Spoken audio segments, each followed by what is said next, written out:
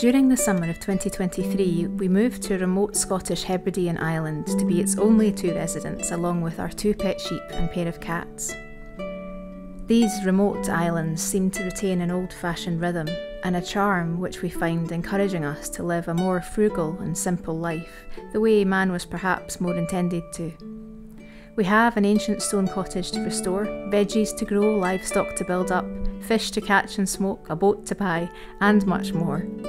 Step back in time with us at the Scottish Isle.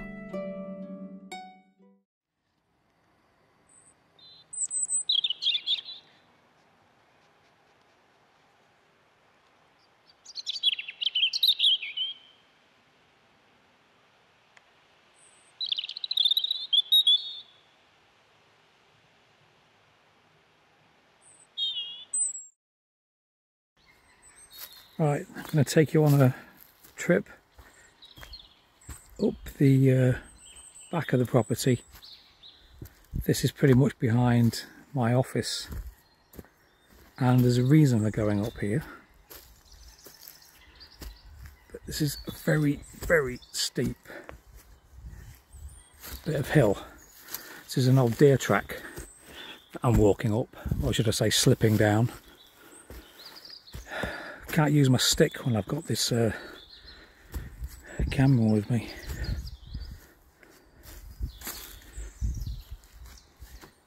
So anyway, the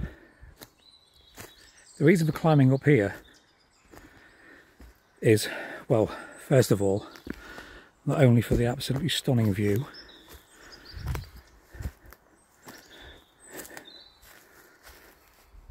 which is there,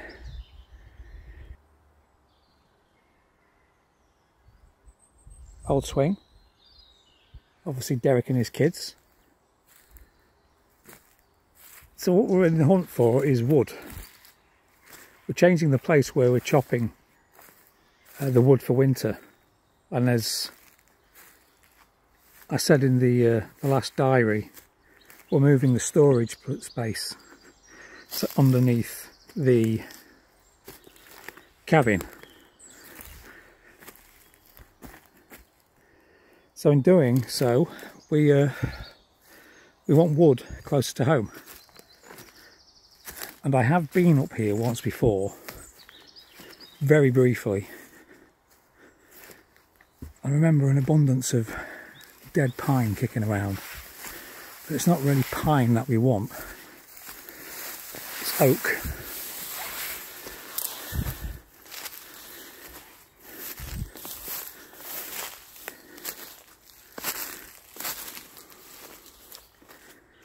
So as I said, plenty of pine.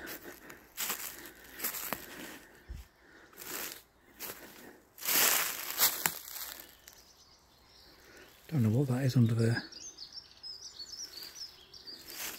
See how solid it is.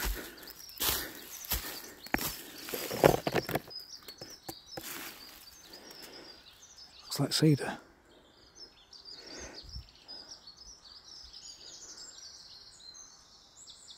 Be a contender. Well, as you can see, he's been up here chainsaw happy himself, but left a lot of it to just decay. So what I'm looking at,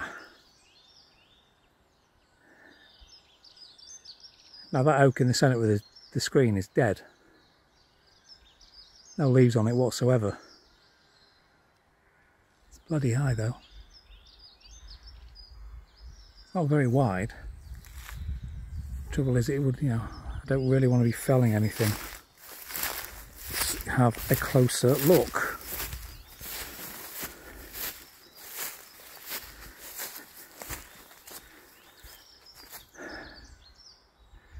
All the foliage you see is from the tree behind it. There's nothing on this at all. It's completely dead. But it must be, I don't know, 50 feet in height. Just get a close up of the trunk so you can get some perspective.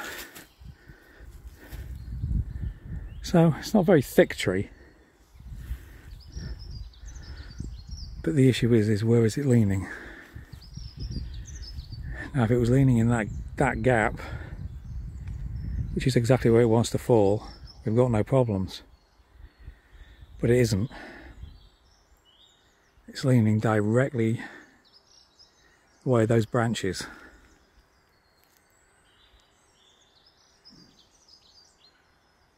I mean, it's not impossible to get it to fall that way.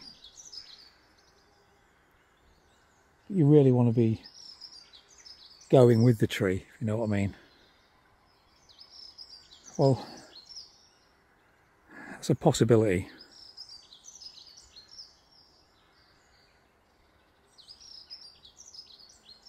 I'll have to consult the island owner with that one. Only because it's oak. It's dead, but obviously you don't want to be chopping down any live oak. Pine's up for grabs. But there's a ton of pine up there as well, look.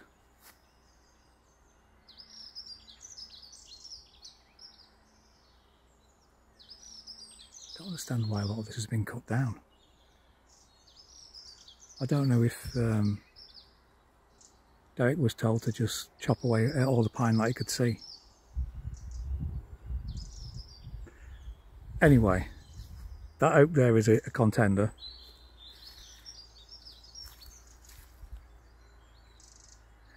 Well, we'll just have to wait and see. Time to crack out the chainsaws.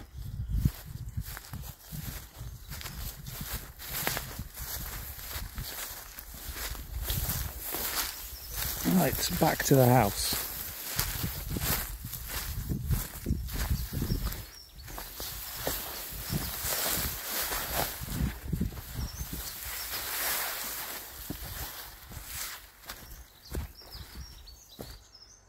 Oh wow.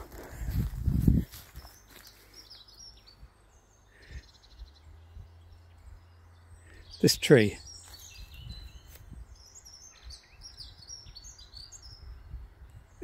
Ancient tree, obviously fell down in some kind of wind or with the rainflow. It's right on the edge of this precipice that goes down into the bay.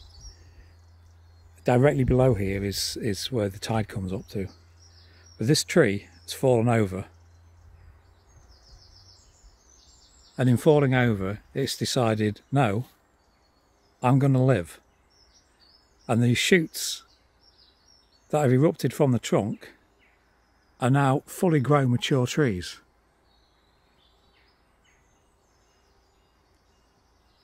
It's crazy.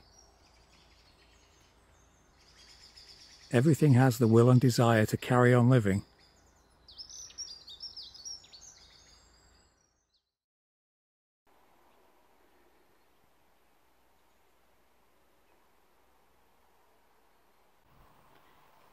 Come over to the mainland today to have the car fixed. It's very broken. There's this charming little train station near the garage. Little Victorian station with a level crossing and that view in the background.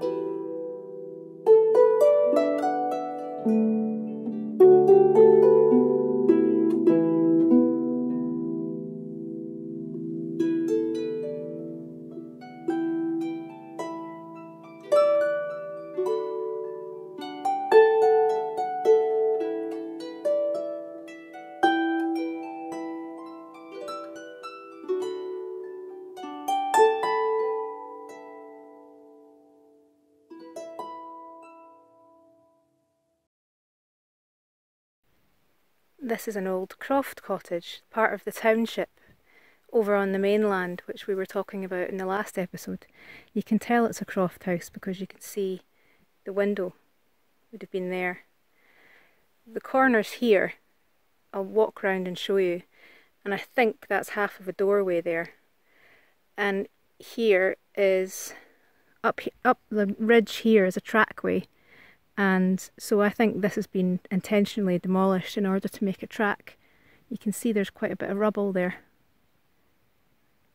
But I'll go round the other side. It's quite steep down here and it's hard to see, so again this is going to be much easier to explore in the winter, but I'll go round and see if I can show you some more. This is inside the cottage now. I'm probably standing in the middle of it. And that would have been a fireplace there. Traditionally these were just very small 2-roomed houses, known in Scots as butt and bens. But yeah, not much to see at this time of year. We'll come back and do a little bit of digging around, maybe a bit of metal detecting in the winter. Who knows how old this is?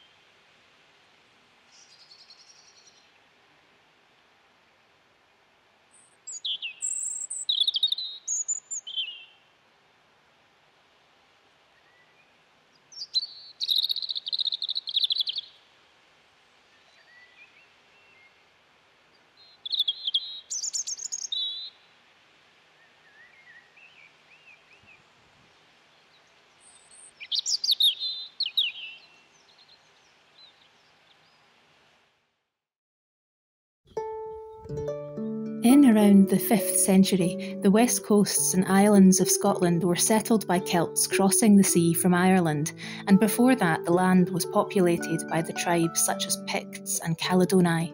The Irish Celts themselves had been pushed across the sea from Wales during the Anglo-Saxon period.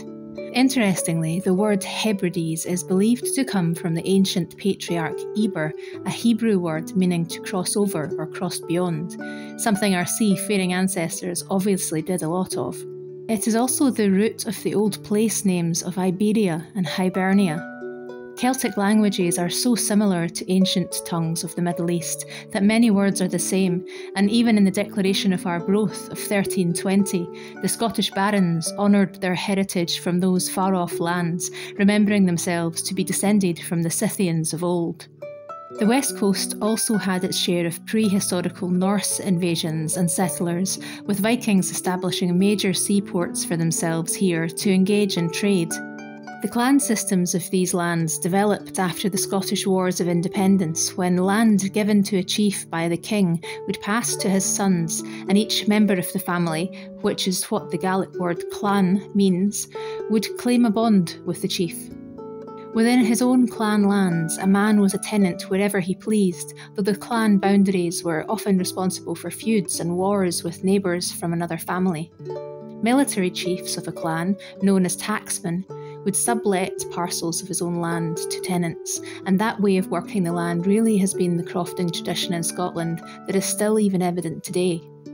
Townships sprung up around small patches of land useful for agriculture, and people relied on one another for survival, as one family alone couldn't produce enough food to see them through a winter, and the land was often hard to work or not sufficient to give adequate sustenance to livestock.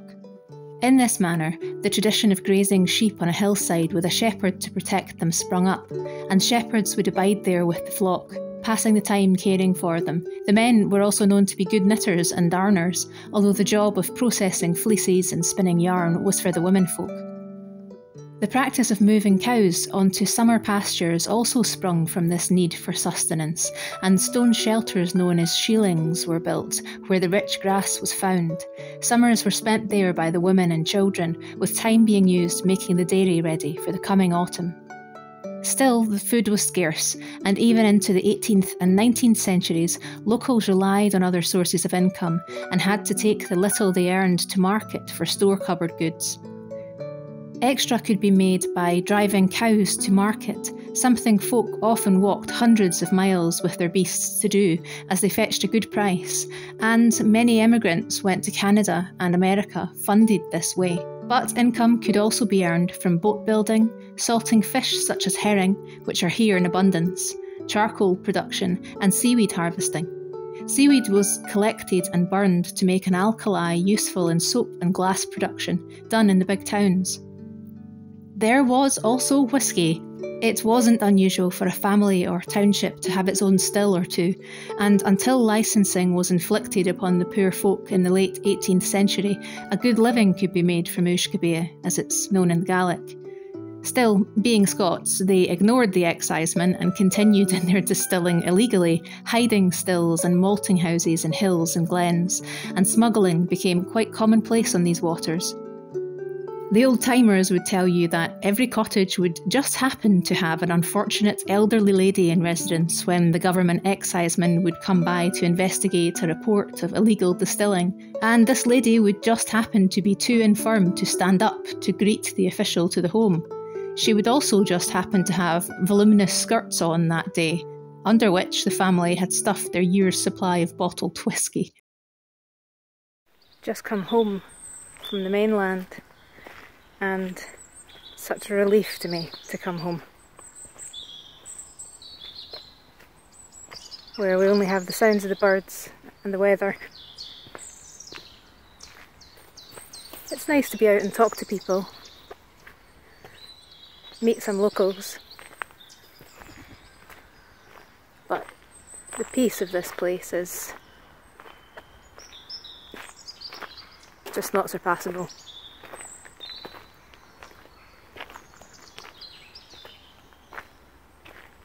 I can't imagine ever wanting to leave.